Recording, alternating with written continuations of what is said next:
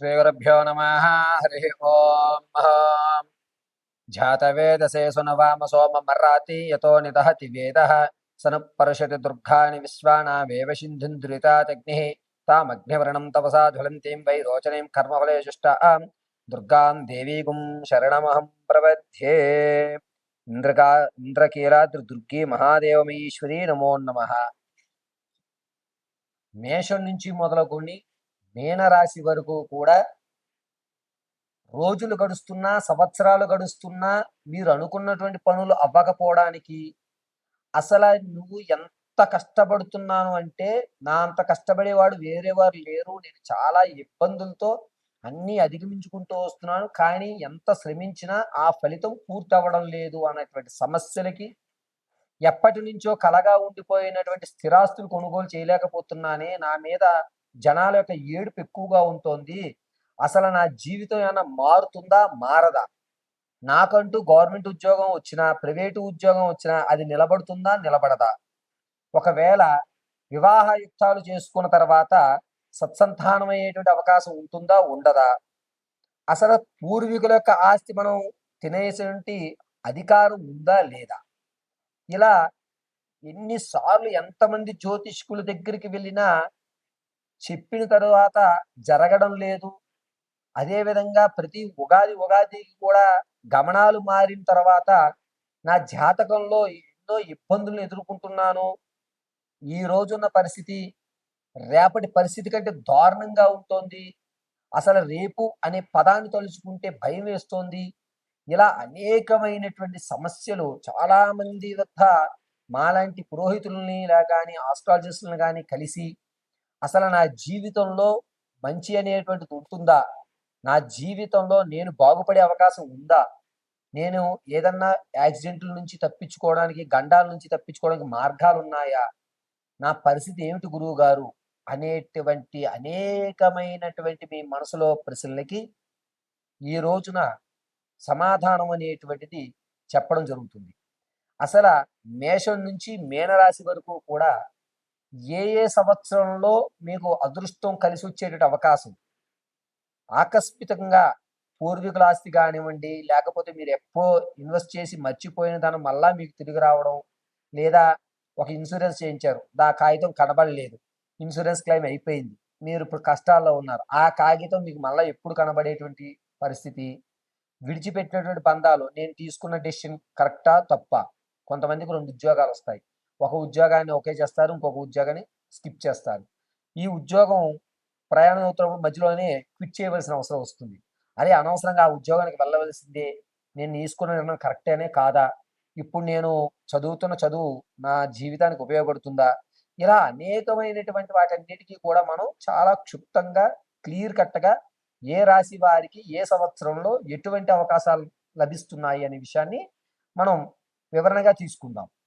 ఇది కేవలము గోచార రీత్యా మాత్రమే మీకు చెప్పడం జరుగుతోంది, వ్యక్తిగతంగా మాత్రం చెప్పడం లేదు. ఇది మాత్రం క్లియర్గా గుర్తుపెట్టుకోండి.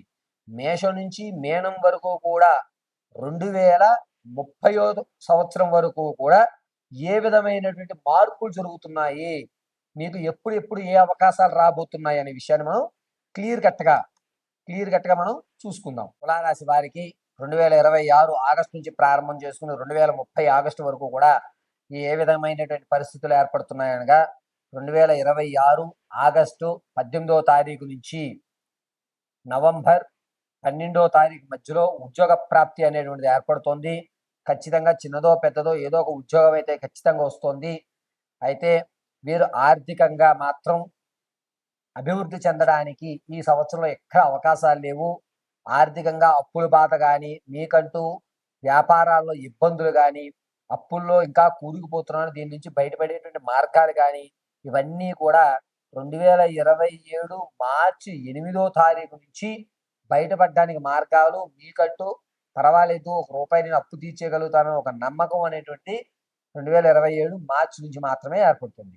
పైగా 2027 ఏప్రిల్ నెల 9వ తారీఖు నుంచి 28వ తారీఖు మధ్యలో మీకంటూ ఒక ఛాన్స్, ఇగో ఈ వ్యాపారం నువ్వు చెయ్యి, నేను స్లీపింగ్ పార్ట్నర్గా ఉంటాననేటువంటి అవకాశం అయితే ఏర్పడుతుంది.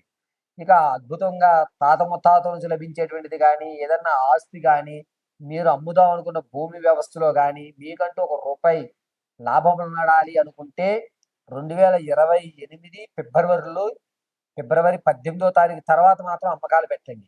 దానివల్ల మీరు ఇప్పుడు పెట్టిన దానికంటే అప్పుడు రూపాయికి రూ. 2.5 లాభం అనేటువంటిది ఏర్పడుతూ ఉంటుంది.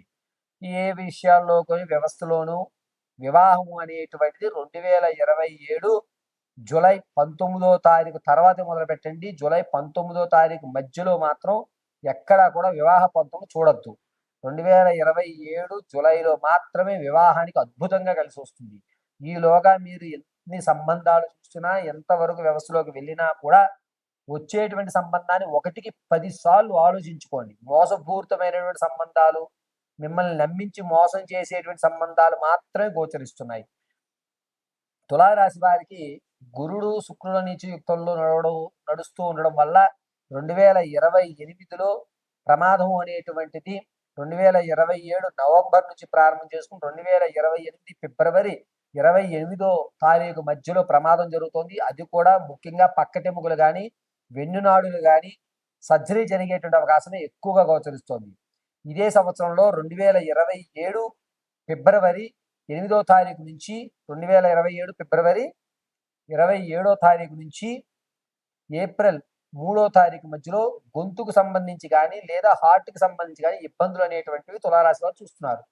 మళ్ళా ఈ ఇబ్బందులు అనేటువంటివి 2028లో పునరుద్ధీకరణ అవుతాయి. కాబట్టి 2027, 2028 ఆరోగ్యం పట్ల డాక్టర్ గారి యొక్క పర్యవేక్షణలో సలహాలు మాత్రమే తులారాశి వారు తీసుకోండి. వ్యక్తిగతమైనటువంటి ఏ విధమైన సలహాలు, ప్రయత్నాలు ఆరోగ్యం విషయంలో 2027 ఫిబ్రవరి నుంచి చేపట్టరాదు. ఇది గుర్తుపెట్టుకోండి. 2029లో మాత్రమే మీకు తాత ముత్తాతల నుంచి లభించేటువంటి ఆకస్మిక ధనం అనేటువంటిది 2029 జూలై 7వ తారీఖు నుంచి ప్రారంభం చేసుకుని ఆగస్టు 18వ తారీఖు మధ్యలో ఆకస్మికంగా లంప్స్గా ఒక అమౌంట్ అనేటువంటిది చూడడం జరుగుతుంది. అంతేకాకుండా 2029లో మీరు ఊహించకుండానే రాజకీయంగా కానీ లేకపోతే మీ వార్డుల్లో కానీ మిమ్మల్ని ఒక రాజకీయ పదవికి కట్టుబెట్టడం అనేది జరుగుతుంది.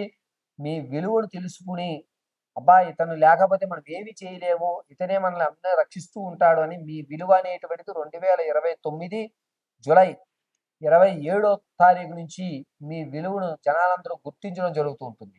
అంతేకాకుండా 2028లో ఖచ్చితంగా స్థిరాస్తి అనేటువంటిది కొంటున్నారు. అది కూడా 2028 ఏప్రిల్ 9వ తారీఖు నుంచి ప్రారంభం చేసుకుని ఆగస్టు 14వ తారీఖు మధ్యలో స్థిరాస్తి కానీ చరాస్తి కానీ ఖచ్చితంగా తులారాశి వారు కొనుగోలు అయితే చేస్తున్నారు. ఖచ్చితమైనటువంటి ఇన్నాళ్ళ కళని 2028లో మాత్రం మీరు నెరవేర్చుకునేటువంటి అవకాశం ఏర్పడుతోంది. ఈ సంవత్సరంలో 2026 సెప్టెంబర్ 7వ తారీఖు నుంచి అక్టోబర్ 23వ తారీఖు మధ్యలో తులారాశి వారు ఏవైతే సేవింగ్స్ ఉన్నాయో అందులో 30% సేవింగ్స్ని బయటకు తీసి అనవసరమైన ఖర్చులు ఖర్చు పెట్టడం జరుగుతుంది.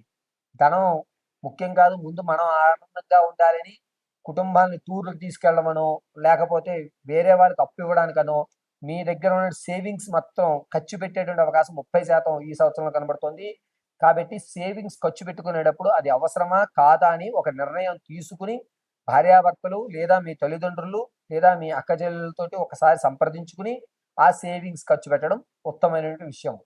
ఎప్పటి వరకు తులారాశి వారి యొక్క పూర్తి విషయాన్ని అంతటినీ కూడా నేను గోచారరీత్యా మాత్రం తెలియజేశాను. వ్యక్తిగతంగా మీ యొక్క జాతక పర్యంతాలు తెలుసుకోవడానికి కింద స్క్రోల్ అవుతున్న నెంబర్ సంప్రదించి మీ వ్యక్తిగతమైన జాతకాన్ని తెలుసుకోండి. 2030 వరకు కూడా ఏ విధమైనటువంటి మార్పులు జరగబోతున్నాయి అనేది నాకున్నటువంటి జ్ఞానాన్ని ఉపయోగించి లగ్నయుక్తంతో మీకు చెప్పడం జరిగింది. పరమేశ్వరి అర్పితమస్తు.